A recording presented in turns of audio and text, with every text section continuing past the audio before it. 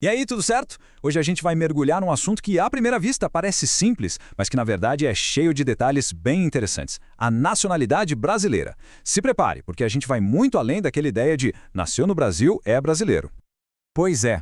A gente logo pensa que é só uma questão de onde a pessoa nasceu, né? Mas a resposta é bem mais complexa e, sinceramente, muito mais legal de entender. A lei brasileira tem umas regrinhas bem específicas para definir quem faz parte da nação.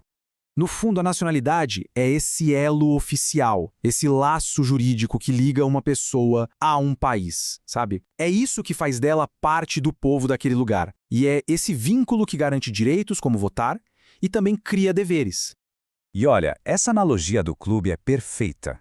Ser um membro fundador significa ser brasileiro desde o nascimento, a chamada nacionalidade originária. Já pedir para entrar é o caminho da naturalização, para quem escolhe se tornar brasileiro. Vamos ver como funciona cada um desses caminhos.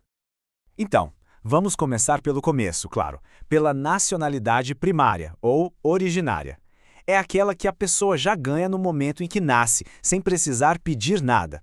É um status que já vem com ela, sabe? O nosso sistema legal usa dois critérios principais, o jus soli, que é basicamente o direito de solo, e o jus sanguinis, o direito de sangue. Agora, o mais interessante aqui é que, embora o Brasil use os dois, um deles tem um peso muito, mas muito maior que o outro. Exatamente. A Constituição Federal bota todas as fichas no critério do território. E faz todo sentido para um país como o nosso, que foi formado por tanta gente vinda de fora. Basicamente, se nasceu em território brasileiro, a chance de ser brasileiro nato é de uns 99,9%. Mas, como toda boa regra, tem uma exceçãozinha bem específica.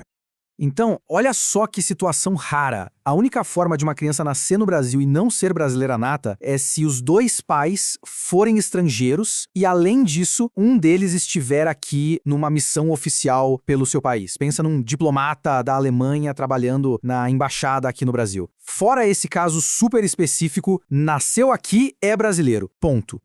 Ótima pergunta. É exatamente aí que a outra regra, a do sangue, o tal dos jus sanguíneos, entra em campo. Imagina só uma criança que nasceu lá no Japão, mas a mãe é brasileira. Como é que a lei trata esse caso? Esse esqueminha aqui deixa tudo bem claro. Primeira possibilidade: o pai ou a mãe estava trabalhando para o governo brasileiro lá fora? Se sim, a criança já é brasileira nata, sem discussão. Segunda chance: se não era o caso, mas a criança foi registrada num consulado ou embaixada do Brasil, pronto, brasileira nata também. E se nada disso foi feito? Calma, ainda tem uma terceira via. A pessoa pode vir morar no Brasil e, depois de fazer 18 anos, optar pela nacionalidade. E o detalhe mais legal é que em qualquer um desses três cenários, a pessoa é considerada brasileira nata desde o dia do seu nascimento. Beleza, agora vamos virar a página. Já vimos quem é brasileiro de nascença, agora vamos falar do outro lado da moeda. A nacionalidade secundária ou adquirida, ou seja, quando alguém que não nasceu brasileiro decide por vontade própria se tornar um. A palavra-chave aqui é voluntariamente. Ninguém vira brasileiro naturalizado por acidente, sabe?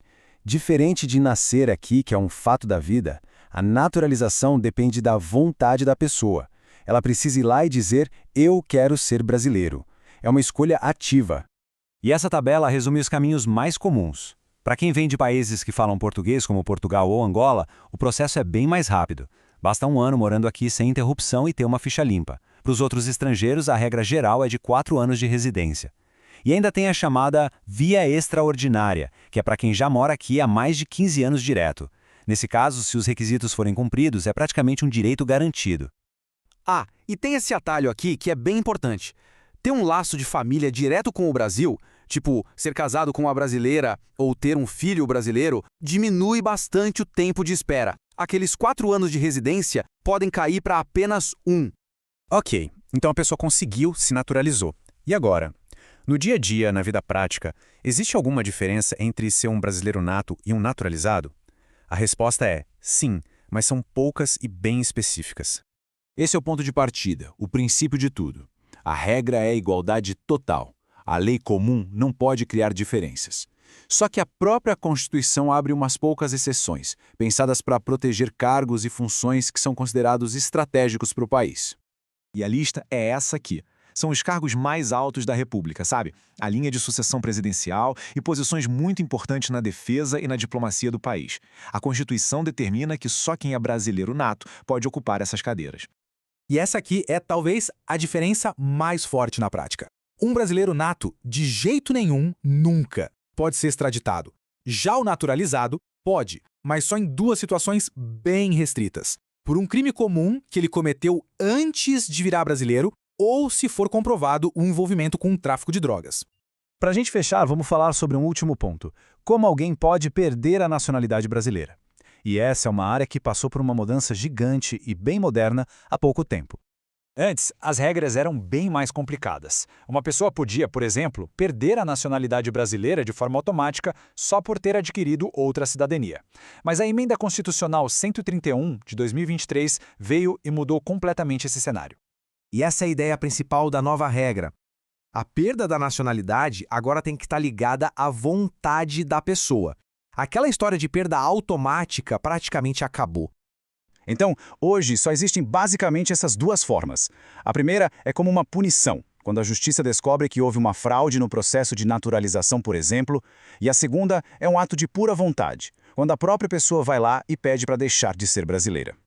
Isso aqui é brilhante, mostra um princípio humanitário muito importante. O Brasil não vai permitir que alguém renuncie à nacionalidade se essa pessoa não tiver outra cidadania para substituir. É uma proteção para evitar que alguém fique sem pátria, num limbo jurídico total. Bom, a gente passou pelas regras, pelos critérios, pelos processos, mas a nacionalidade é muito mais que um documento, né? Fica aí a reflexão. No fim das contas, o que cria esse sentimento de pertencimento que transforma um vínculo jurídico numa identidade de verdade?